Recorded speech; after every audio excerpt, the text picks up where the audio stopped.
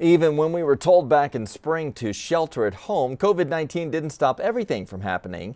And while a lot of attention has been given to how busy hospitals have been dealing with coronavirus patients, other services like bone marrow transplants have continued, just with new protocols.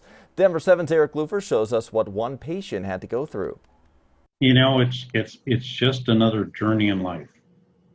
And there's this door closes and another one opens. The last couple of years have been a roller coaster for Lee Howlett and his family. Lee is a shop supervisor for the Colorado Department of Transportation in Alamosa, and about a year ago had to have a bone marrow transplant. Due to a lot of internal issues, it did not hold. Arrangements were made for a second transplant earlier this year. About the time I was actually supposed to go in is when COVID hit, and so everything was put on hold. Dr. Marcella Rhoda is a hematologist with the Bone Marrow Transplant Center at Presbyterian St. Luke's. We had to literally use new guidelines to bring patients to transplant. Guidelines that halted Lee's transplant a second time even after the initial moratorium on all but the most critical transplants was lifted. We couldn't transplant him when we wanted because the donor, an international donor that I believe was from Poland, actually was halted